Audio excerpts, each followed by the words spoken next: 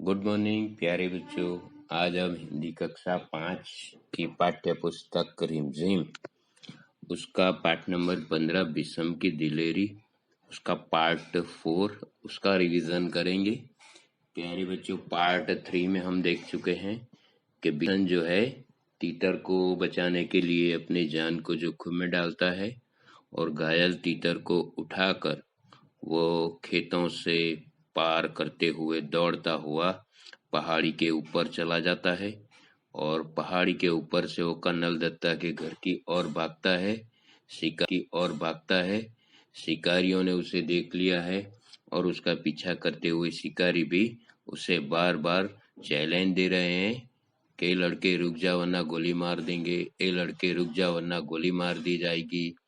ऐसा करके उसे रोकने की कोशिश करते हैं, लेकिन विषम ने मन में ठान लिया है कि कुछ भी हो जाए वो इस तीतर को बचा के ही रहेगा, उसकी जान को बचा के ही रहेगा।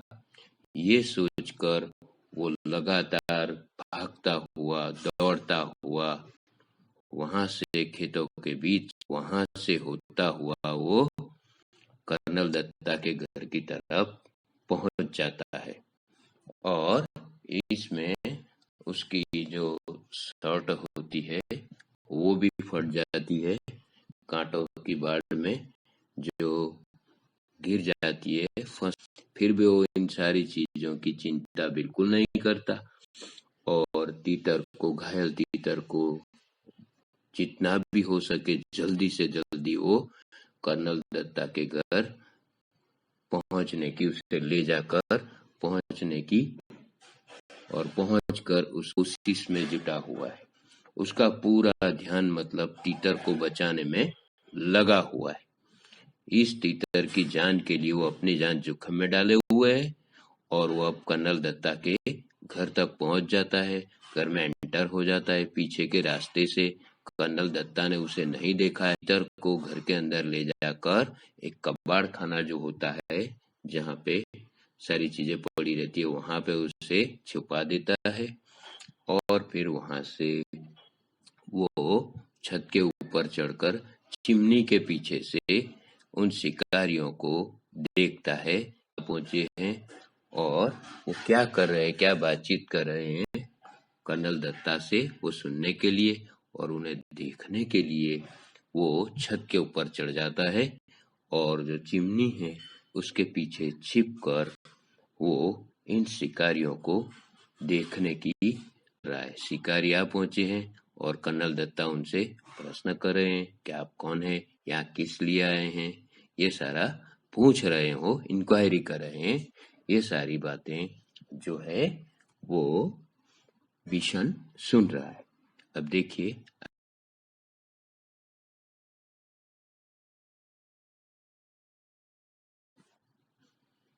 शिकारियों को जब कर्नल दत्ता ने पूछा कि तुम इन तीतरों का शिकार करके उन्हें क्या करते हैं, तो उन्होंने कहा कि हम उन्हें खाते हैं।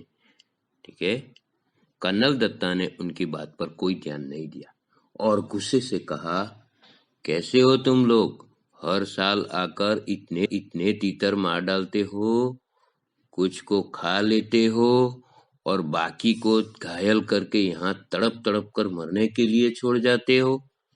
जब फसल कटती है तब ढेरों मरे हुए तीतर मिलते हैं।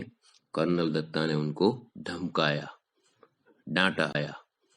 डांटा कि कैसे हो तुम, तीतरों को हर साल मारते रहते हो, खा जाते हो, कुछ को घायल करके छोड़ देते हो तड़प तड़प कर मरने के लिए, और जब फसल काटी जाती है तो यहाँ पर बहुत सारे मरे हुए तीतर मिलते हैं। कर्नल दत्ता की बात सुनकर वे घबरा गए। उन्हें उम्मीद नहीं थी कि कर्नल इस तरह उन्हें डांट देंगे। कर्नल दत्ता ने उन्हें इतना ही कहकर नहीं छोड़ा, आगे बोले, पक्षियों को मारने और उससे ज्यादा उन्हें घायल करने तो कोई बहादुरी नहीं है। अब तुम दोनों यहाँ से जा सकते हो, यहाँ तुम्हारा कोई तीतर वीतर नहीं है। अब जाते क्यों नहीं, खड़े क्यों हो? कर्नल दत्ता गुस्से हो गए, उनको डांटा और डांटने के साथ साथ गुस्से होकर वहां से जाने के लिए उन्हें कहा। भीषण चिमनी के पीछे से सब देख रहा था और सुन रहा था। वे दोनों शिकारी बिना कुछ बोले मुड़े और वापस चल दिए। कर्नल दत्ता ने से दवाई छिड़कने वाली मशीन लाने को कहा।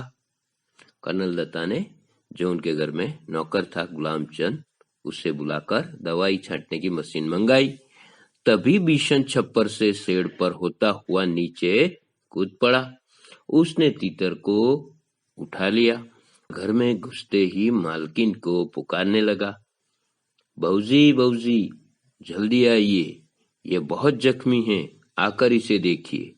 तो भीषण इस तरह से ऊपर से ये सारा नजारा देख रहा था। जैसे ही शिकारियों को कर्नल दत्ता ने वहां से भगाया, फौरन वो नीचे उतरा और कर्नल दत्ता की पत्नी से कहने लगा कि बहूजी जल्दी से आइए, ये बहुत जख्मी है, इसे आकर देखिए।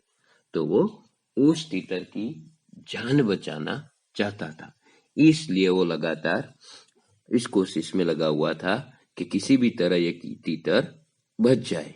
और वो इस जो कर्नल दत्ता की पत्नी थी उसको बार बार बुला रहा था कि जल्दी आइए, इसे देखिए।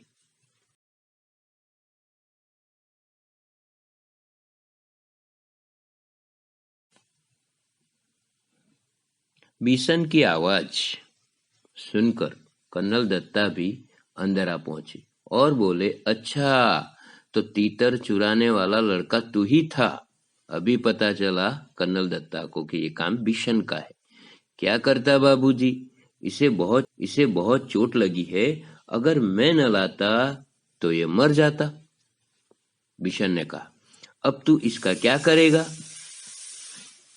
इसे पालूंगा बाबूजी, भीषण ने कहा। कर्नल साहब मुस्कुरा दिए। उन्होंने घायल तीतर को देखा। उसका एक पंख टूट गया था, अब शायद ही वह उड़ सके। जाओ दवाइयों का बक्सा लेकर आओ, कर्नल दत्ता ने कहा। भीषण दौड़कर बक्सा ले आया। ठीक है, बक्सा यानी लकड़ी से बनी हुई पेटी जिसमें सारी दवाइयां रखी जाती है, जिसे हम फर्स्ट एड बॉक्स कहते हैं, वो लेकर आया। कर्नल दत्ता ने तीतर के पैरों का जख्म साफ किया, फिर दवाई लगा दी, पंख को फैलाकर टैप लगा दिया ताकि वह ज्यादा हिले जुले नहीं। फिर उन्होंने भीषण से कहा, भीषण अगर तुम इसे गेंदे के पत्तों का रस दिन में 2-3 बार पिलाओगे तो ये जल्दी ठीक हो जाएगा। ऐसा उन्होंने भीषण से कहा। गेंदे के जो फूल आते उसका रस उसको पिलाने के लिए कहा। तब तक बहूजी एक कटोरी में दलिया ले आई और तीतर को दलिया खिलाते हुए बोली। तो जो कर्नल दत्ता की पत्नी थी वो उसके लिए दलिया खाने के लिए ले आई और उसे खिलाते हुए बोली, इसे रोज दलिया भी खिलाना भीषण, तीतर को दलिया बहुत पसंद होता है। से दोनों पति पत्नी कर्नल दत्ता और उनकी वाइफ दोनों घायल तीतर के ट्रीटमेंट में लग गए और उसे दवाई लगा दी।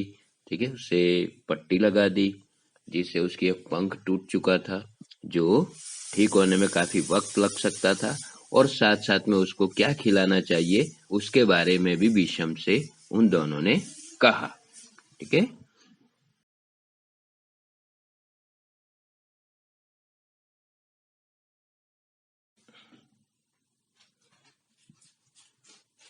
तब तो यह भीषण के पीछे पीछे ही घूमता रहेगा। कर्नल ने हंसते हुए कहा, अच्छा भीषण, तुम जानते हो तीतर कैसे बोलता है? बहूजी ने पूछा। भीषण ने अपने हाथों को मुंह पर रखकर तीतर की आवाज निकाली, quack quack quack. Colonel Datta ठहाका मारकर हंस पड़े। ठहाका मारने यानी बहुत जोर से हंसना, जब उसने तीतर की आवाज निकालकर सुनाई। बहूजी भी मुंह पर पल्लू रखकर हंसने लगी। कर्नल दत्ता की पत्नी थी वो भी मुंह पर पल्लू रखकर जोर जोर से हंसने लगी। भीषण भी हंसता हुआ हिरन की तरह छलांगे लगाता तीतर के साथ वहां से अपने घर की ओर भाग चला। तो प्यारे बच्चों, इस तरह से बिशन ने अपनी जान को जोखिम में डालकर तीतर को बचाया और कर्नल दत्ता के घर पहुंचाकर उसकी ट्रीटमेंट की, उसका इलाज किया और उसकी जान बचाई। कर्नल दत्ता और उनकी पत्नी ने भी भीष्म की ये दया की भावना को देखकर उन्होंने भी तीतर की ट्रीटमेंट शुरू कर दी। उन्होंने उसे दवाई से पट्टी लगाई और उसके घायल पंख को ठीक से पट्टी मारकर बांध दिया और इस तरह से दोनों पति पत्नी और भीष्म की ये कोशिश की वजह से एक घायल तीतर बच गया। शिकारियों के हाथ में जाने से भी बचा लिया उसे। ये एक मासूम पक्षी को इस तरह से उन्होंने बचाया, तीनों ने होकर। तो प्यारे बच्चों, कोई भी पक्षी हो, हमें ये सीख मिलती है कि इनको हमें नहीं मारना चाहिए। अगर घायल हो तो उनका इलाज करना चाहिए, उनको खाना देना चाहिए और उनकी जान बचाने की कोशिश करनी चाहिए। ये पक्षी जो होते हैं हमें कभी नुकसान नहीं पहुंचाते। ठीक है, तो यहाँ पे इस टॉपिक के जो राइटर है प्रतिभा नाथ, जिन्होंने बहुत बड़े ही सुंदर ढंग से इस पाठ में एक तीतर और उसे बचाने वाले भीष्म और कर्नल दत्ता का सुंदर वर्णन किया है।